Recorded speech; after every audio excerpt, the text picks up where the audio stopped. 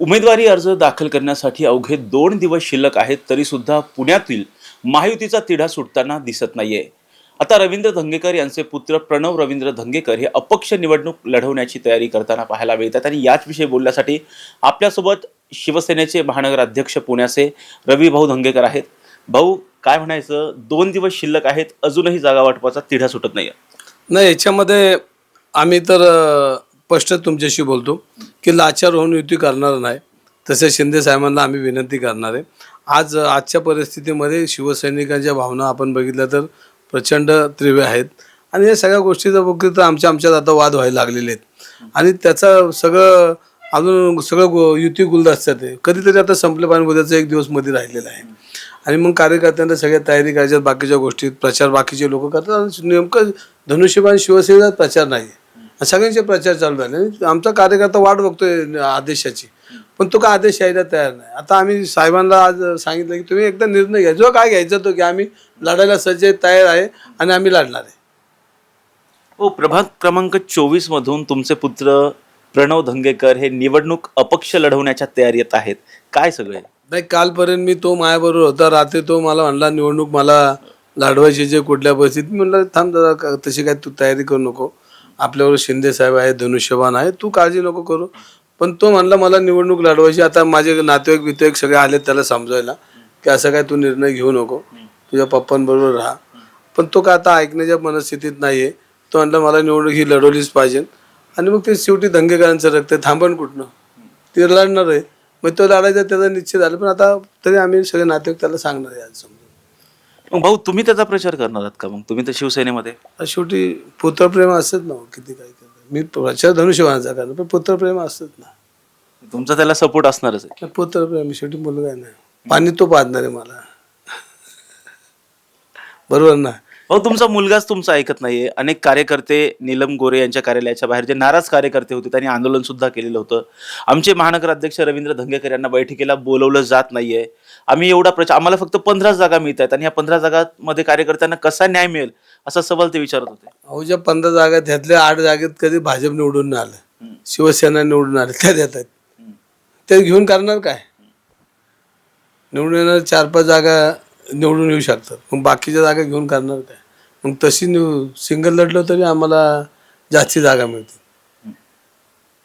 शिवसेना कार्यकर्त्याला बी न्याय देता येईल. आता ही सगळं आम्ही अहवाल पाठवलं साहेबांकडे, तर तो निर्णय आज होईल. तुम्ही म्हणताय तुमचा मुलगा तुमचं ऐकत नाहीये. ते कार्यकर्ते निवडणूक लढवण्यासाठी इच्छुक आहेत, त्यांची कशी समजूत घालणार आहात जर तुम्हाला एवढ्या कमी जागा मिळणार असतील तर? नाही, त्यांची समजूत घालता घालता नाकीव येणार. म्हणून म्हणलं साहेब जरा तुम्ही काहीतरी असं निर्णय द्या की जेणेकरून सगळ्या कार्यकर्त्यांना न्याय मिळेल. भाऊ, जैन बोर्डिंगचा मुद्दा तुम्ही उचलल्यामुळे तुम्हाला कुठेतरी बैठकीपासून भाजप दूर करते अशी चर्चा सुरू झाली. नाही बघा, एक समाधान आहे मला की जैन धर्मियांची जागा मला परत देण्याचं परमेश्वराने शक्ती दिली, एक धर्माचं काम करायची संधी मिळली. त्याच्यामध्ये मला कुठला मान अपमान तिकीट काय नको, मला एवढं परमेश्वराने आशीर्वाद दिलेत. जैन समाजाचे आशीर्वाद मिळले, युवकांचे मिळले.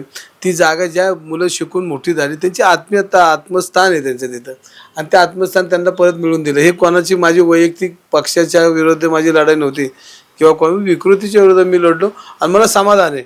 मला काय नाही मिळलं तरी जाणं, पण मला जैन धर्माची जी आहेत ते आशीर्वाद मिळले ते मला कमी नाही माझ्या आयुष्यामध्ये.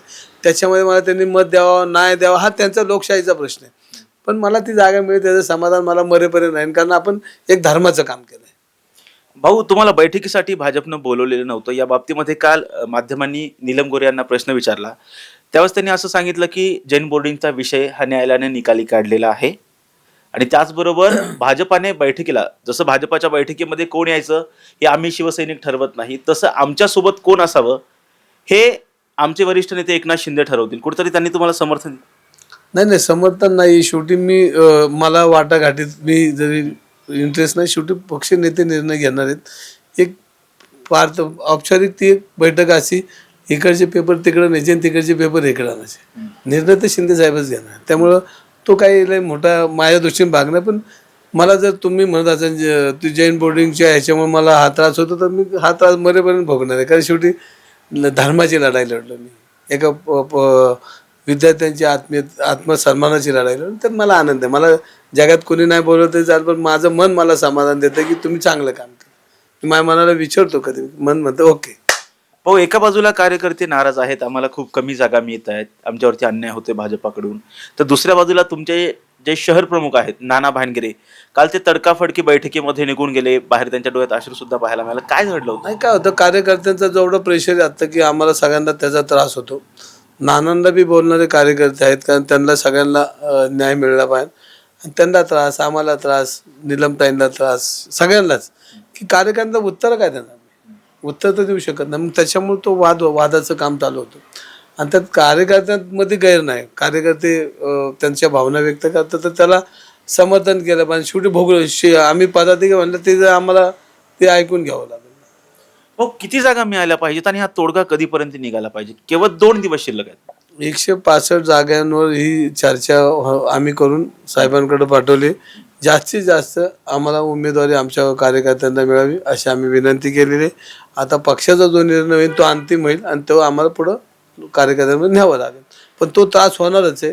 ते असं नाही की सगळ्यांचं मन समाधान होईल किंवा नाही होईल, पण जेवढे होतील तेवढे द्यायचा आम्ही प्रयत्न आमचा राहणार आहे. भाऊ, भाजप कुठंतरी आता गणेश बिडकर यांना उमेदवारी देण्यासाठी तिथे आग्रही आहे. तुमचा पुत्र रवींद्र धंगे, माफ करा, तुमचा पुत्र प्रणव सुद्धा त्या ठिकाणी उमेदवारी अर्ज अपक्ष म्हणून भरण्याची तयारी करतोय. अशा वेळी जर भाजपाने जागा सोडलीच नाही तुम्हाला, तर तुम्ही खंबीरपणे त्याच्या पाठीशी असणार? नाही, तुम्हाला सांगतो, त्या ठिकाणी 2 सर्वसाधारण जागा आहेत, 2 पुरुष त्या ठिकाणी निवडणूक लढू शकतात, हे सगळ्या गोष्टी आहेत. पण आता तो निर्णय साहेबांचा आहे. आम्हाला कुणी द्यायची, नाही द्यायची, का घ्यायची, का लढायचं, हा त्याचा आत्मसन्मानाचा विषय आहे आणि तो आमच्या मतदारांचा विषय आहे. तो आम्ही आमच्या मतदारांचा स्वाभिमान टिकवण्यासाठी आम्हाला रस्त्यावर यावं लागेल ना आमच्या मुलाला. तो करतोय प्रयत्न, तर बघू काय होतं ते. म्हणजे प्रभाग क्रमांक 24 मधून तो निवडणूक लढवणार हे निश्चित आहे. हां, तो लढवणारच आहे. तो ऐकायला तयार आहे. सगळे नातेवाईक परिवार आले त्याला सांगताय समजून, पण तो आज उद्या तो त्यांनी तयारी करून ठेवली. हो, आणखी एक चर्चा आहे, जर भारतीय जनता पक्षाकडून सन्मानजनक जागा मिळाल्या नाही तर दादांची राष्ट्रवादी आणि तुमची शिवसेना एकत्र येत निवडणूक लढवू शकते, असं समीकरणाची चर्चा आहे. नाही, राजकारणात काय बी होऊ शकतं, राजकारणात काय बी होऊ शकतं. त्यामुळं जो काय निर्णय तो आता लोकशाहीच्या हिताचा आणि कार्यकर्त्याच्या हिताचा करावा अशी आम्ही विनंती केली नाही. जो काय होईल तो, पण तो कार्यकर्त्यांच्या हिताचा पाहिजे. हे होते माजी आमदार रवींद्र धंगेकर. त्यांनी सांगितलेलं आहे की माझा मुलगा प्रभाग क्रमांक 24 मधून निवडणूक लढवणारच आहे, हे निश्चित आहे.